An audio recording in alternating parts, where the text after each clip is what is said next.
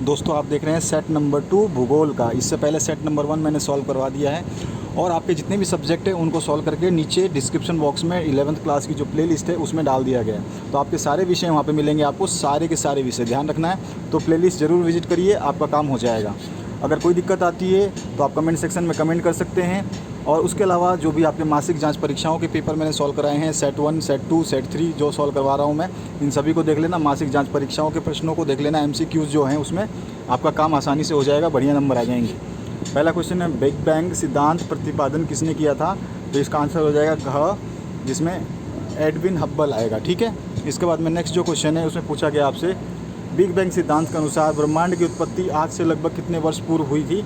तो लगभग 13.7 अरब वर्ष पूर्व का ऑप्शन करेक्ट हो जाएगा।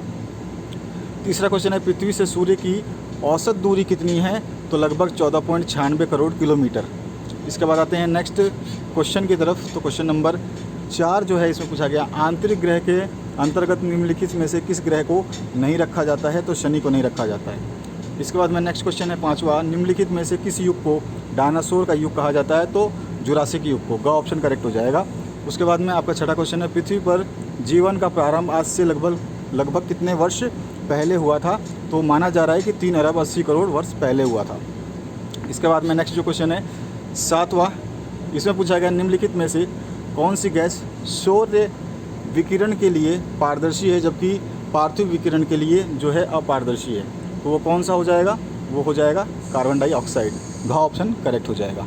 उसके बाद आते हैं नेक्स्ट 8वें क्वेश्चन में, मानव के लिए वायुमंडल का सबसे महत्वपूर्ण घटक निम्न में से कौन है? तो ये क्वेश्चन भी आपके सेट 1 में आ चुका है शायद, तो आप देख लेना, जलवाष्प है।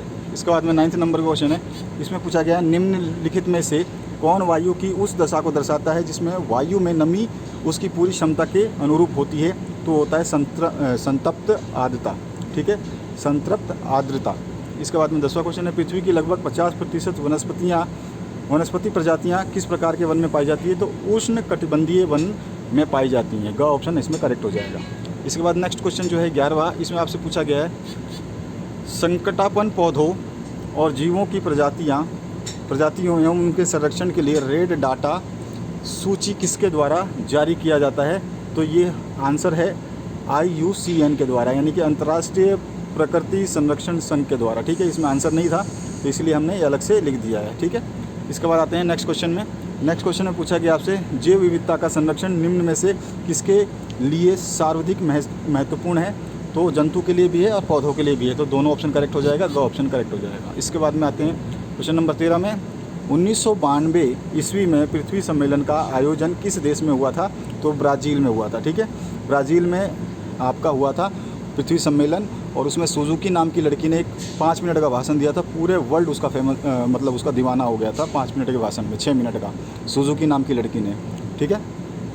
उसके बाद में 14 क्वेश्चन है, भूगोल धरातल के विभिन्न भागों में कारणात्मक रूप से संबंधित तथ्यों में भिन्नता का अध्ययन कराता है। ये कथन किसने दिया था? तो ये कथन दिया था अल्फ्रेड हेटनर ने। ठीक है, ख ऑप्शन करेक्ट हो जाएगा। इसके बाद नेक्स्ट जो 15वां क्वेश्चन है, इसमें पूछा गया आपसे, निम्नलिखित में से किसे भौतिक लक्षण कहा जा सकता है? तो वो मैदान है भौतिक लक्षण। ठीक है। इसके बाद में आते हैं नेक्स्ट 16 नंबर क्वेश्चन, पृथ्वी की उत्पत्ति से संबंधित निहारिका परिकल्पना किसके द्वारा दिया गया था? तो लाप्लास के द्वारा दिया गया था, का ऑप्शन करेक्ट हो जाएगा। उसके बाद में 17वां क्वेश्चन है, खगोलीय दूरी मापने की इकाई निम्न में से कौन सी है? तो प्रकाश वर्ष द्वारा नापी जाती है। पिछले सेट में आया था प्रकाश वर्ष किसकी इकाई है? तो खगोलीय दूरी नापने की। उसके बाद में 18 नंबर क्वेश्चन है, उसमें पूछा है, कौन भूकंपीय तरंग तरल और ठोस दोनों में गमन करती है? तो वो पी तरंग है। ठीक है, का ऑप्शन करेक्ट हो जाएगा। निम्न में से कौन जोवेलियन ग्रह का उदाहरण है? तो वो है बृहस्पति। ठीक है। इसके बाद आते हैं 20 नंबर, निम्न में से कौन पार्थिव ग्रह का उदाहरण है? तो वो है शुक्र। इसके बाद नेक्स्ट जो 21 नंबर क्वेश्चन है, इसमें पूछा गया आपसे, पृथ्वी की उत्पत्ति आज से लगभग कितने वर्ष पूर्व हुई थी? तो 4.6 अरब वर्ष पूर्व, का ऑप्शन इसमें करेक्ट हो जाएगा। पृथ्वी की त्रिज्या कितनी है? तो 6370 किलोमीटर की त्रिज्या है। ठीक है। इसके बाद में आपका इसका डायामीटर पूछ ले, व्यास पूछ ले, तो इसका डबल हो जाएगा, ध्यान रखना आपको। भूकंप की तीव्रता किस स्केल पर मापी जाती है? तो रिएक्टर स्केल पे मापी जाती है, आप सभी को पता होगा। उसके बाद में नेक्स्ट 24 नंबर है, ग्रेनाइट किस प्रकार के चट्टान का उदाहरण है? तो ये अग्नेय चट्टान का उदाहरण है। इसका भी सेट 1 में पूछा गया है। संवहन तरंग सिद्धांत का प्रतिपादन किसके द्वारा किया गया था? तो हैरिस हेस के द्वारा किया गया था, घ ऑप्शन करेक्ट हो जाएगा।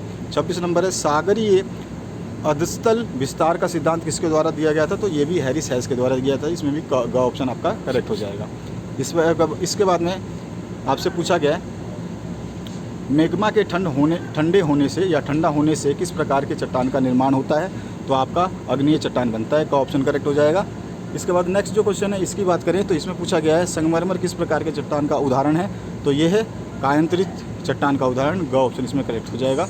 उसके बाद में आपका नेक्स्ट जो क्वेश्चन है 29 नंबर, इसमें पूछा गया है प्रादेशिक उपागम का परिवर्तन किस भूगोलवेत्ता द्वारा किया गया था? तो वो है कार्ल रीटर, ये ऑप्शन या का ऑप्शन करेक्ट हो जाएगा। उसके बाद में तीसरा क्वेश्चन है क्रमबद्ध भूगोल किसके द्वारा परिवर्तित किया जाता है? तो हमबोल्ट के द्वारा परिवर्तित किया गया था, ठीक है। तो इसके बाद में नेक्स्ट जो क्वेश्चन है 31 भूगोल के किस उपागम विधि को प्रकरण विधि भी कहते हैं? तो क्रमबद्ध उपागम को कहते हैं, उसका दूसरा नाम प्रकरण विधि भी है। उसके बाद में नेक्स्ट जो क्वेश्चन है इसकी बात करें तो 32 नंबर जो क्वेश्चन है इसमें पूछा गया आपसे समुद्री मार्ग से पृथ्वी की परिक्रमा करने वाला प्रथम नाविक कौन था? तो वो था मेगेलन, ठीक है, ख ऑप्शन इसमें करेक्ट हो जाएगा। 33 क्वेश्चन है पृथ्वी की आंतरिक संरचना में मध्यवर्ती परत किस नाम से जानी जाती है? तो मेंटल कहते हैं उसको, मिडिल वाली परत को, और आंतरिक परत जो होती है उसको कोड कहते हैं, और ऊपरी परत को हम भूपरपट्टी कहते हैं। ये ध्यान रखना है, आपको कुछ भी पूछ सकता है। 34 नंबर क्वेश्चन है भू संचलन किसे उत्पन्न होता है? तो ये उत्पन्न होता है आपको पृथ्वी की आंतरिक शक्तियों से, घ ऑप्शन करेक्ट है। ज्वालामुखी और भूकंप किस प्रकार की क्रियाएं हैं? तो ये आकस्मिक क्रियाएं हैं, ख ऑप्शन करेक्ट हो जाएगा। इसके बाद में 36 नंबर जो क्वेश्चन है इसमें पूछा गया वायुमंडल में सर्वाधिक मात्रा में कौन सी गैस पाई जाती है? तो नाइट्रोजन गैस पाई जाती है। आपको मैंने बताया था लगभग 78% पाई जाती है, 78% इसका रेशियो है वायुमंडल में। इसके अलावा नेक्स्ट जो है 37 नंबर, इसमें पूछा गया किस प्रकार की मौसमी घटनाएं वायुमंडल की किस परत में घटित होती हैं? यानी कि मौसम की घटनाएं जो है किस मंडल में घटित होती है? तो वो क्षोभ मंडल में होती है। ये भी कुछ सेट में आया हुआ है। उसके अलावा 38 नंबर निम्न में से कौन वर्षण के अंतर्गत शामिल नहीं किया जाता? तो उस संघनन को नहीं शामिल किया जाता। इसके बाद में 39 नंबर क्वेश्चन है विश्व पर्यावरण दिवस 5 जून को मनाया जाता है। उसके बाद 40 नंबर जो लास्ट क्वेश्चन है इसमें पूछा गया आपसे निम्नलिखित में से कौन जीवमंडल को प्रदूषित कर रहा है? तो औद्योगिक विकास, जितना उद्योग हो रहा है उतने ज़्यादा हमारी प्रदूषण बढ़ती जा रही है, क्योंकि चिमनियों से निकलता हुआ धुआं, केमिकल्स, अपशिष्ट पदार्थ सभी कुछ जो है प्रदूषण फैला रहे हैं। तो इसमें ये ऑप्शन हो जाएगा। तो 40 प्रश्नों के उत्तर आपने देखे, सेट 1 और सेट 2 दोनों सॉल्व करा दिया। इसके अलावा अब जितने भी सब्जेक्ट आपके हैं उन सभी को सॉल्व कर दिया गया है। जा करके 11th क्लास की प्लेलिस्ट देखिए, आपको सब कुछ मिलेगा। नहीं मिलता है, कोई दिक्कत आती है, कमेंट सेक्शन में कमेंट करिए, हम आपके लिए हमेशा हाजिर हैं। बस आपको फॉलो करना है, जो प्लेलिस्ट में जो वीडियो बनाए गए हैं आपके लिए उन सभी को पढ़ लेना, आपका काम आसानी से हो जाएगा। तो आशा करता हूँ इस वीडियो से आप लोगों को हेल्प मिली होगी। Thank you very much, have a good day.